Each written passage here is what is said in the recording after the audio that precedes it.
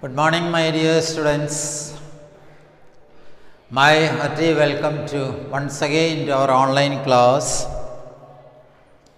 I think you are all very happy and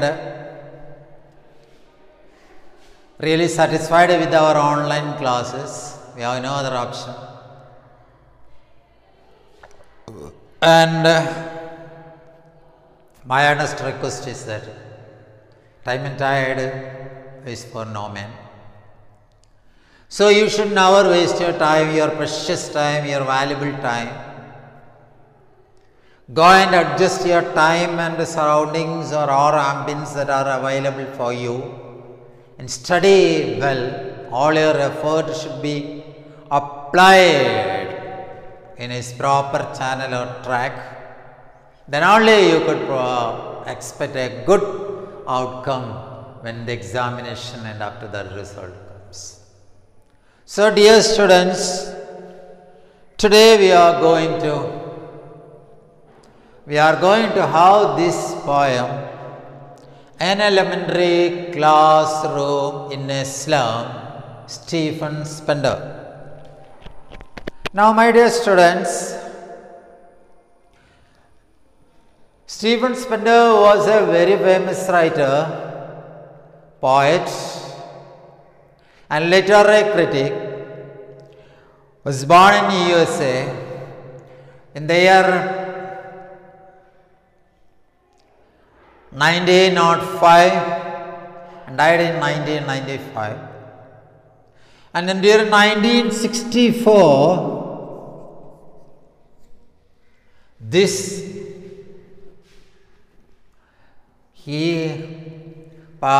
really his publication in the field of novel and collection of poems were all too much, very honored collection. And this is an excerption from his poetical collection. It published in 1964, and he was a very good socialist. That you could understand. This poem itself has much connection linked to socialism. He is a very good socialist and also pacifist also. Pacifism means one who loves peace. That means he did not like to take arms and weapons in order to solve an issue or a problem. Always conciliatory talks and friendly attachment and solve all problems. A pacifist would always like that much. That's also a good idea. So, in olden days, you know very well that it is in the 20th century. And only after the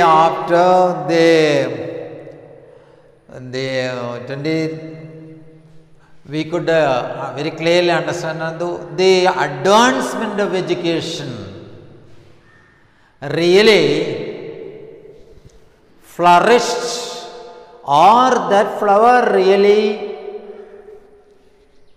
blossomed in the universe only after the second part of 20th century, and more often is a vast concept of both rich and poor in 21st century.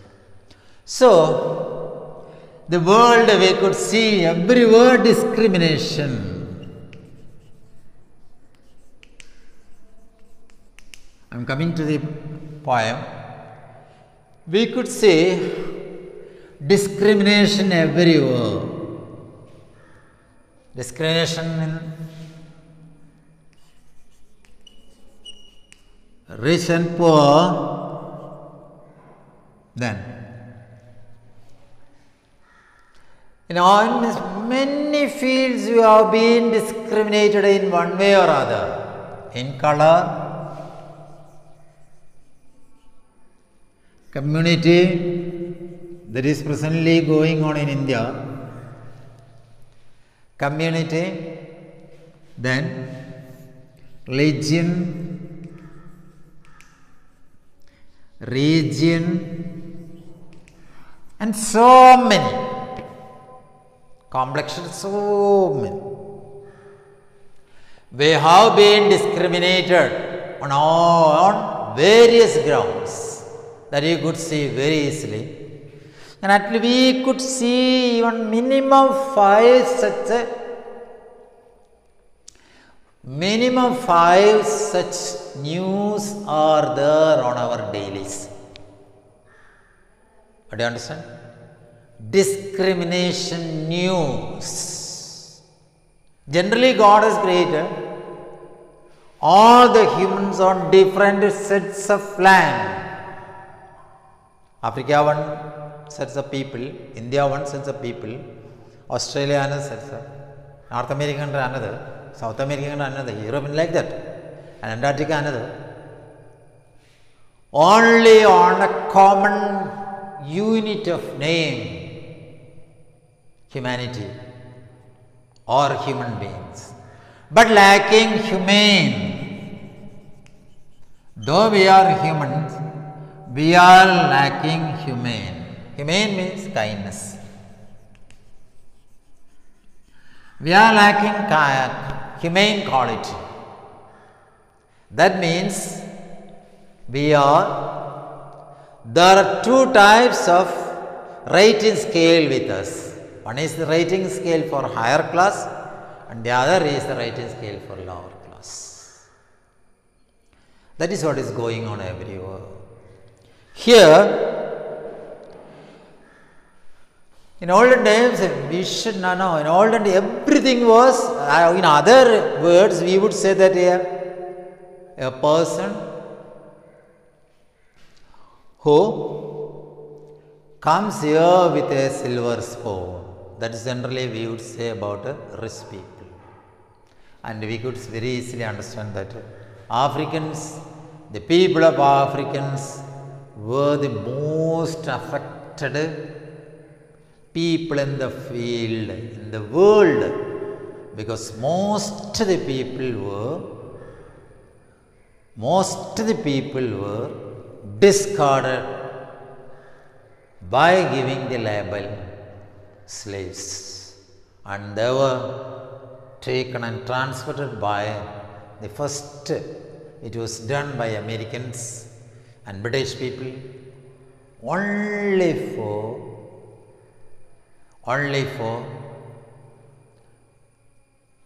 what? Totally squeezing their vigor, strength and health for the rich people's betterment, for their advancement, for their growth. A total exploitation that we could see in Africa. People were bundled and put them in the ship like rats, and they were taken to different countries of Latin American countries and North American countries and also European countries, and they were there completely they excised for the benefit of their masters. They were severely beaten and punished. Such a system only on the basis of rich and poor, or on the white and black color. So, such is the, and we could see that at present in our paper we could see now in Mumbai, a Dharavi slum area is there in Mumbai.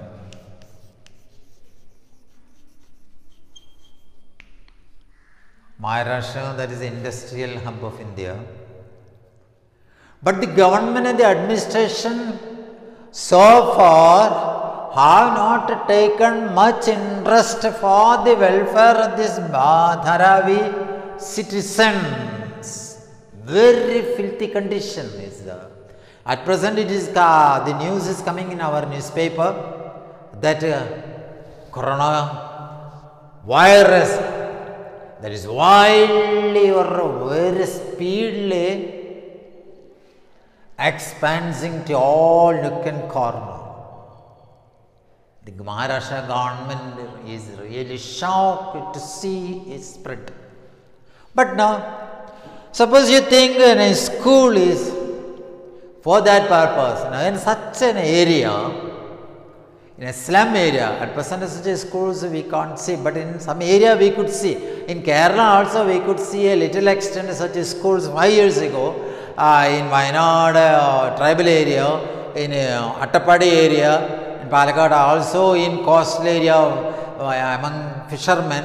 We could see such schools are there, but Kerala's school condition and the administration and also the overall outlook of the school is far better than northern states or the other states of India.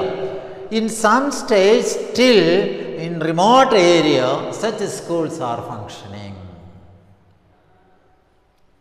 The school, in the schools, when we were studying, we could have so many such experiences. In such areas, we could see their condition was very poor. Few students come to school. Few students are forced to come to school with the compulsion of the state government, because poor hygiene was there in their home. Father and mother or parents who were totally illiterate. There were a lot of superstitious beliefs there in their mind. Then, hungry or very much hunger state was there in all that colony. And more than that, the government won't give any particular or any boasting help to those children. In short, very few were there in the school in those days. And those who came to the school would also feel what? Much despair.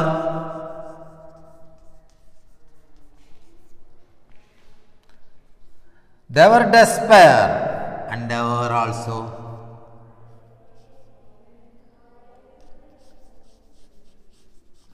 despair and disease. That means they were depressed or dejected.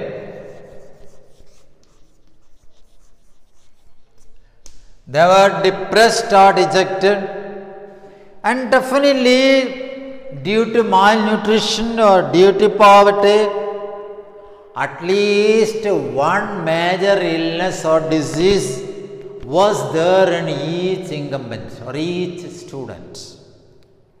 That was the condition. So, in such a slum school, we could see what about their classroom. The classroom was, here our author describes the classroom is very dull and filthy, and the walls are not clean and perfect and neat. Even the shutters are closed. It is in a very remote area, and the walls are decorated with certain photos or certain other pictures that are not quite familiar to our children. And this, we could see students are sitting in the classroom, and at this stage, what a child generally expects from a school is full colored, very beautiful atmosphere of the school. The ambience should be a very neat, sound and interesting one, and also very good atmosphere in the classroom, very good very good and ventilation, neat and perfect, very tidy one. All these are lacking in a slum school. And the students who are there in the classroom, sitting various benches, very weak or lean, and they are not interested. body is totally deteriorated or exhausted with the lack of hygiene and nutrient food. All these are the common factors here. That factors or that elements are clearly and vividly describing and narrating Stephen Spender here. According to him, a socialist could not see that. No, in our constitution itself, we have this word, socialism, then secularism. We have these three words. Our country is a socialist, secularist country. And what do you mean by socialism? Equal status and equal consideration and equal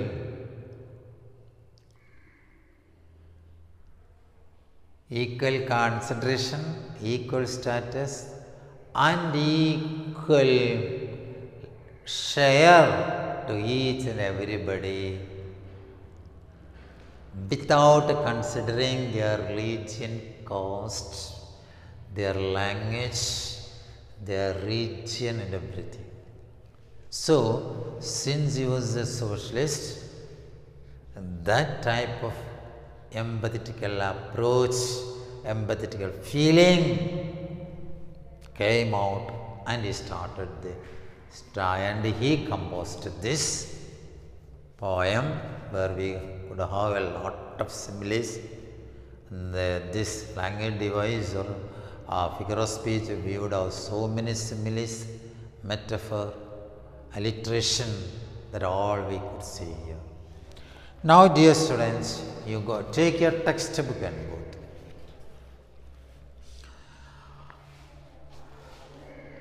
Far from gusty waves these children's faces. I told you that rich people's, no, that is very good. Clearly we could see rich people, the rich people, they would often send their children in highly, they would send their children or their wards in a highly facilitated schools or colleges.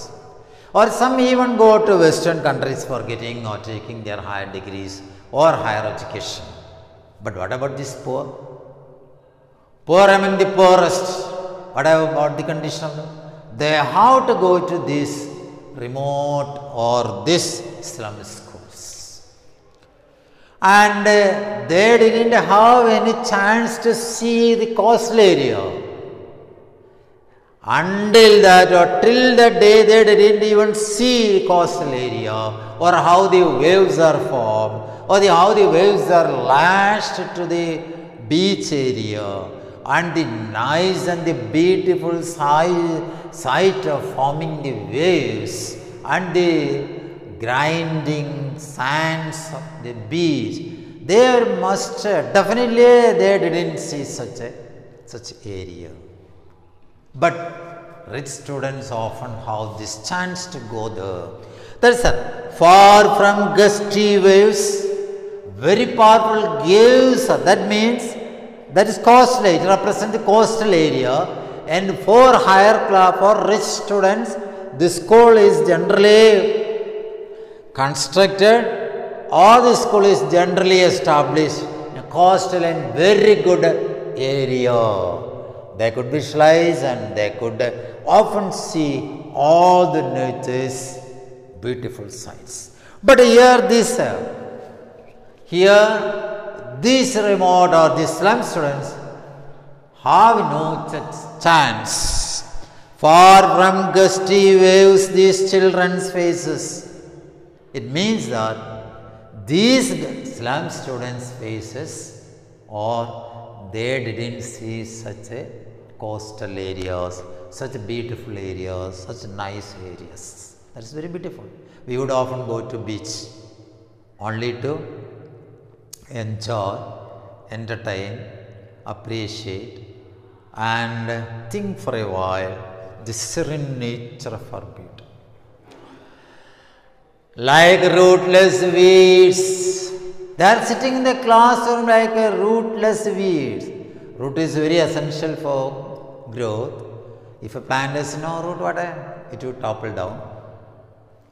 Like uprooted trees, they are in the classroom. Weeds, the other plants that grow along with the real plants that we often uproot for the growth of others. That we are not cultivating that, but it comes in the midst of our agricultural planting.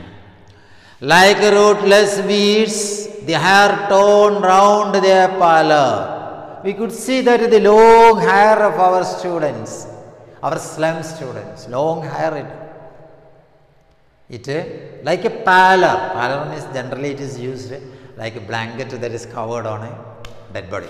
Like this long hair, it falls on their body. That means long hair is there.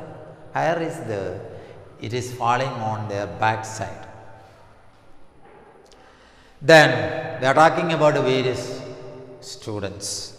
So that means the body could not support the long hair. The long hair is there, it comes its maximum growth, but it totally covers their body. That means body is very weak, that we have to understand. The tall girl with her weighed down hat. One girl is there. The partner is very tall girl. Weighed down head. What do you understand? Weighed down head means she could not raise her head or she could not lift her head properly. Why? She is totally exhausted. She is too tired to lift. Why? So much was lack of nutrient food, or so much was the hungry state. She could not eat anything till that day. She could not even fill once in a day. That means they are all coming from very, very poor financial background family. So, the tall girl with her weighed down hand, so she could not raise. We would raise our head only because our stomach is full. Only because we have filled our stomach with enough or sufficient food. But she could not raise. Then the papers, another boy is there. That girl, she could not raise. That girl is there sitting in another one bench. Then paper seeming boy, one boy is there. We would see the poet is comparing that simile is there. Paper seeming boy, like paper. Paper is weightless. She is a weightless material, weightless body. Why? Such a lean and thin one, very poor. She symbolizes the poverty-stricken condition of her family. The paper seeming boy with the rat's eyes.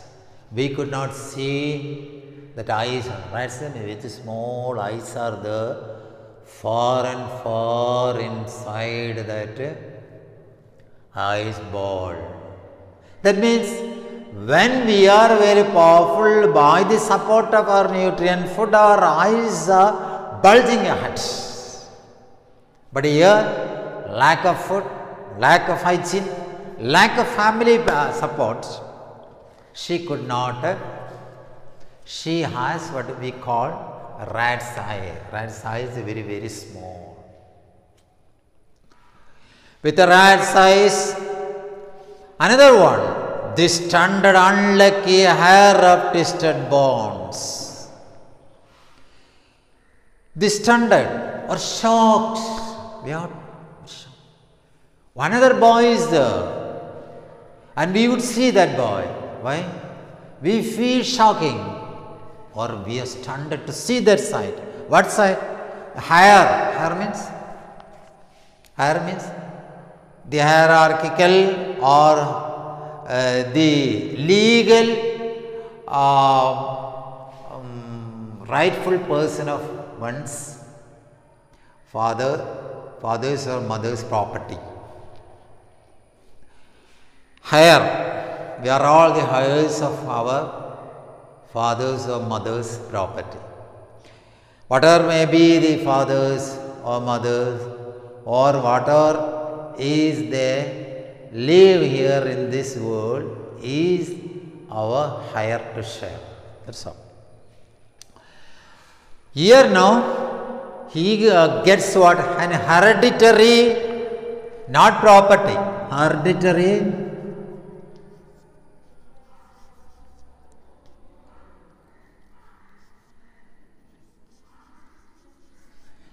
here what we call no hereditary disease, no.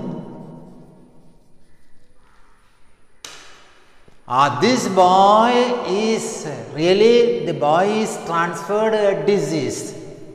We would know that doctors would ask whether is there anyone who has this disease in your family. We would say that our father has this, his mother has this, uncle has this, like the aunt has this, like that. By hereditary, by transferring from father to mother or mother to father to, no, not father to son or mother to son or daughters, the transfer of disease. One child got one major disease from his father. That is unlucky. So we would say the father says unlucky hire. Father has also, for example, father was a asthma patient. Then son has also got an asthma. Suppose father has the disease of what we called stroke, then it is transferred to son. Really son is quite an unlucky person. Here is no, only because he has born with that father, or he is an hereditary of that father, or he has become the son of that person. He is entitled to have such a disease. The standard unlucky hair or twisted bow. What I know? His bones are twisted or plaited together. Twisted together. That means he could not properly stand and walk. That disease is given by his father as an hereditary support. So one boy is like that. We would call it what? Gnawed disease. Gnawed disease means something very dangerous disease. Something very dangerous, a shocking disease. Father's gnawed disease. His lesson from his desk. His lesson from his desk. That means he could not arise. He could not arise. He was always lying his head on desk. He could not rise. So we have studied three particular or specific character of three types of students in this slum school. Now at the back of the dim, the classroom is totally a dim class. No light is there, no ventilation is there, and the walls are not whitewashed, and the floors are not maintained properly, everywhere torn, and so many small pitches were there here and there. Anyway, the class is totally a dim or uninteresting or awkward class.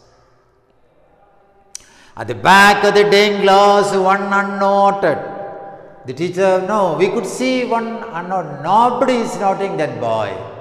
One unnoticed boy is there at the back of the classroom.